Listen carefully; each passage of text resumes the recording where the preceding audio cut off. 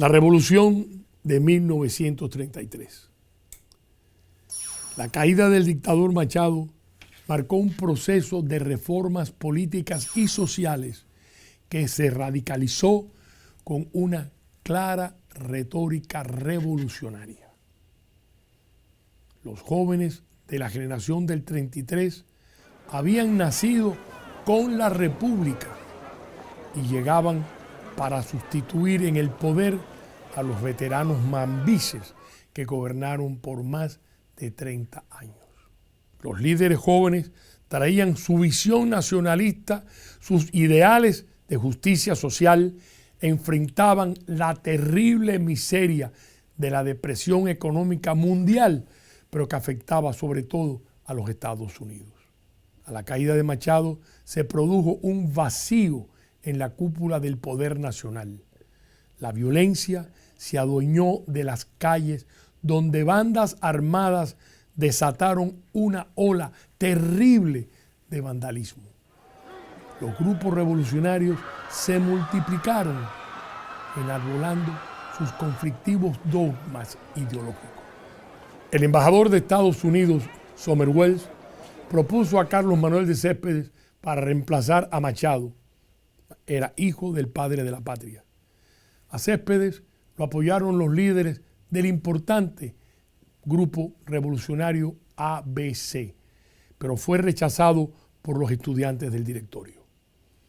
El 4 de septiembre de 1933 se inició una rebelión de sargentos en el campamento militar de Columbia, encabezado por el sargento taquígrafo Fulgencio Batista, que exigían varias prerrogativas, incluyendo aumentos de salarios. Los oficiales de guardia, francamente desmoralizados por la crisis nacional, abandonaron el campamento militar. Fíjense este detalle, que son detalles históricos. La historia está escrita con estos pequeños detalles. Esos oficiales abandonaron el campamento militar, dejaron solos a los soldados y los sargentos. Tal vez la historia fuera diferente si los oficiales hubieran asumido la responsabilidad que tenían dentro del ejército. Pero se fueron.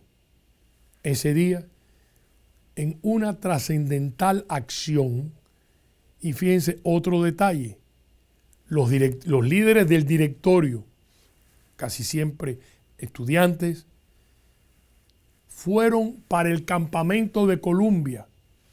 Allí se encontraron a un grupo de sargentos que estaban muy confundidos porque no sabían qué podía ocurrir con ellos, que se habían rebelado. Y estos estudiantes hicieron una alianza con los sargentos y de una rebelión marginal surge una revolución. Cuando la alianza de estos militares, sargentos y soldados hacen esta alianza con los estudiantes. Fue un grave error que le abrió las puertas del poder a Fulgencio Batista. La alianza tomó el nombre de Agrupación Revolucionaria de Cuba. De inmediato destituyeron a Céspedes. Su presidencia duró 3 semanas. Céspedes fue sustituido por un comité ejecutivo de 5 prominentes cubanos. Nuevamente, aquí vamos a una utopía. No querían un dictador y pensaron que 5 cubanos podían hacer las funciones de presidente. Este gobierno es conocido como la pentarquía. El otro grupo muy poderoso, el ABC, fue sorprendido por el vuelco de los acontecimientos, por esta alianza de los estudiantes del directorio con los sargentos, y el ABC se replegó para en su momento regresar a la lucha armada. El respeto a la ley fue aplastado por el caos en los campos y ciudades de Cuba. La pentarquía tuvo una corta vida. esta utopía de gobierno duró 6 días en el poder.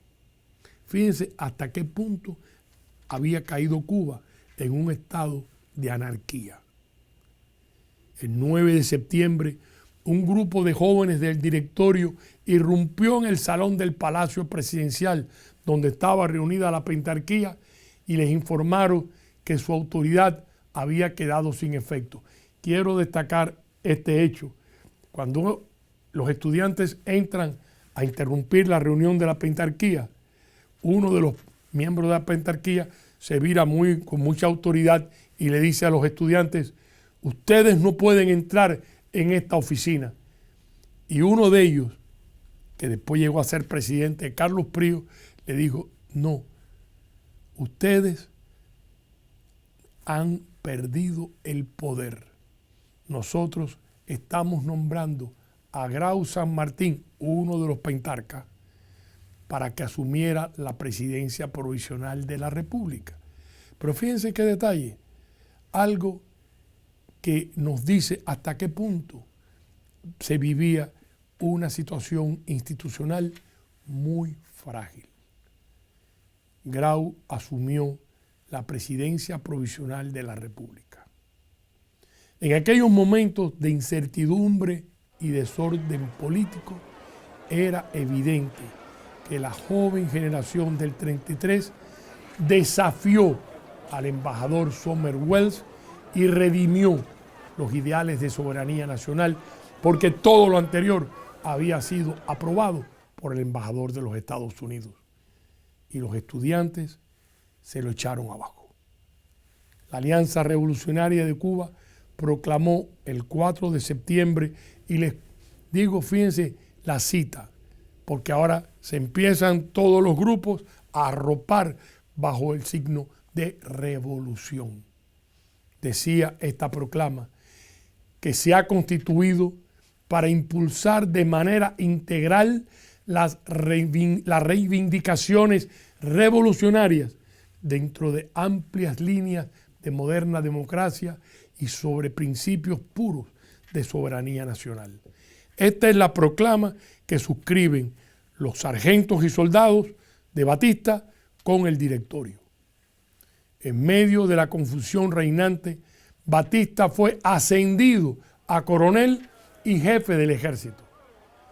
Taimado y traidor, sostuvo una reunión secreta con el embajador Sumner Welles, que se negó a reconocer la autoridad del gobierno de Grau San Martín, que se inaugura y comienza el 10 de octubre. El 10 de octubre de 1933, Ramón Grau, profesor de medicina de la Universidad de La Habana, se convirtió en presidente provisional de Cuba. Grau era un hombre inteligente y manipulador. No le faltaba valor y le sobraba astucia. Ahora aparece otro personaje importantísimo en este proceso, que es Antonio Guiteras, un conocido defensor de la libertad individual y, oigan bien, apasionado enemigo del marxismo-leninismo. Antonio Guiteras fue nombrado ministro del Interior y Gobernación en el gabinete de Ramón Grau San Martín. De esta forma se dio inicio a lo que es conocido como el gobierno de los 100 días, que marcó los logros esenciales de la Revolución de 1933. De inmediato, el gobierno Grau-Guiteras abrogó, eliminó, echó por la borda la enmienda Platt, limitó a 8 horas el trabajo de los obreros, decretó el derecho obrero al descanso retribuido, el pago de salarios mínimos, la creación del papel moneda, el voto electoral de la mujer, que hasta ese momento no había votado en Cuba, el arbitraje obligatorio en las disputas laborales, quiere decir la negociación entre patronos y obreros. Otorgó la autonomía a la Universidad de La Habana y se firmó el decreto de nacionalización del trabajo conocido como Ley del 50%, que exigía que la mitad de todos los empleados en las empresas, industrias comerciales y agrícolas tenían que ser cubanos. Había una excepción, obviamente, en técnicos especializados que hicieran trabajo que los cubanos no pudieran sustituir. Los antiguos oficiales del Ejército Nacional que habían sido desplazados por los sargentos de Batista se concentraron en el Hotel Nacional, donde además residía el embajador Somers-Welles. El 2 de octubre, el gobierno de Grau Guiteras ordenó el asalto al Palacio al Hotel Nacional, dando inicio a una sangrienta batalla en la que se usó hasta artillería y que aplastó esta rebelión de los oficiales del antiguo ejército. El 8 de noviembre, el movimiento ABC, muy bien armado, se lanzó a la lucha y ocupó varios locales, la jefatura de policía y el fuerte de Atarés. La pelea fue feroz. Por 2 días, La Habana se estremeció con el ruido de los tiros y de los disparos de la artillería. Al final, esta rebelión fue también derrotada. Para los comunistas, Guiteras era un peligroso demagogo. Grau estaba informado de la creciente oposición liderada por el Partido Comunista, por el coronel Mendieta, por el embajador de los Estados Unidos y las pandillas revolucionarias que recorrían las calles.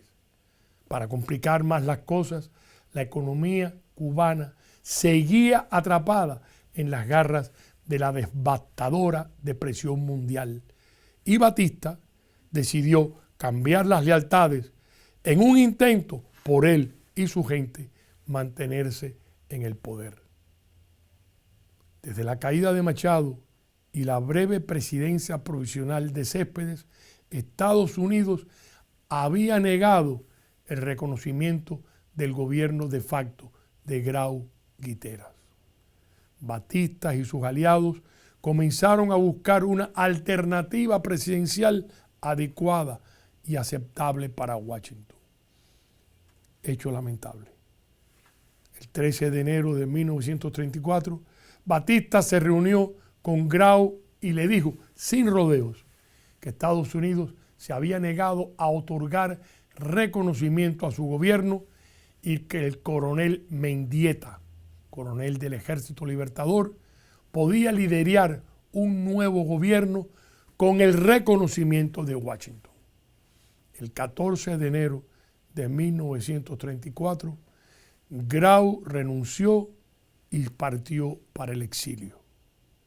Guiteras entró en la clandestinidad iniciando la lucha contra Batista.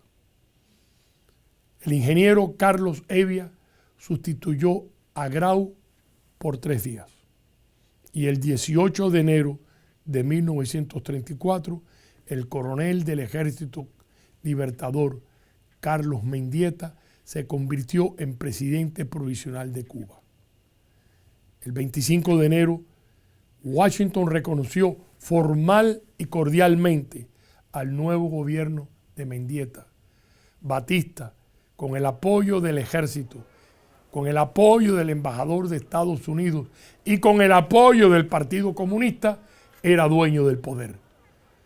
De esta forma, terminó la revolución de 1933, pero el ideal político y económico de Cuba había cambiado radicalmente. La soberanía, la libertad individual y la justicia social pasaron al primer plano de la conciencia nacional. Quisiera analizar con ustedes esta etapa en el contexto de las violentas, febriles conflictos que existían en el mundo, porque se estaba dando el choque de dos ideologías fatales, el fascismo y el comunismo. El fascismo con su versión alemana nazi.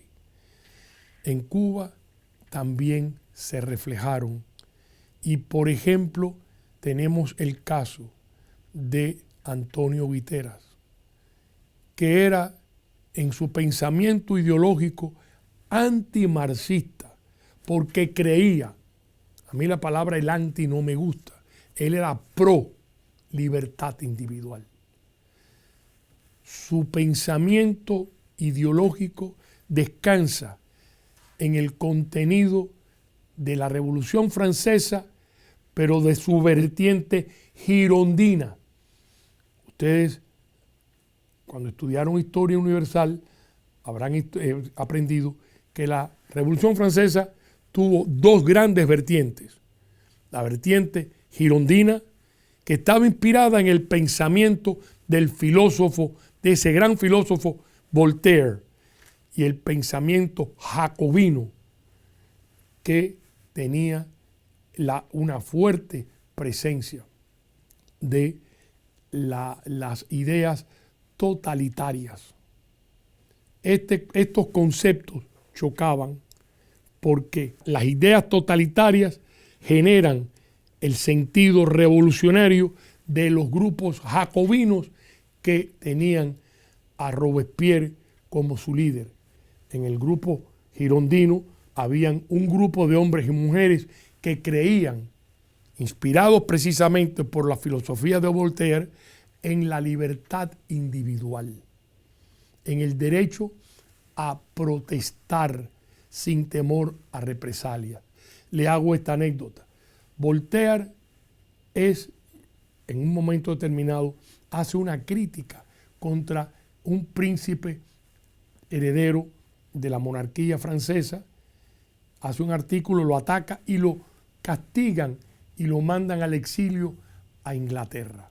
Llega a Londres y va a un parque que se llama Hyde Park, donde allí los ingleses discuten y hacen distintos planteamientos políticos, ideológicos, y él se sienta en un banco y ve que a este individuo está hablando horrores del rey de Inglaterra.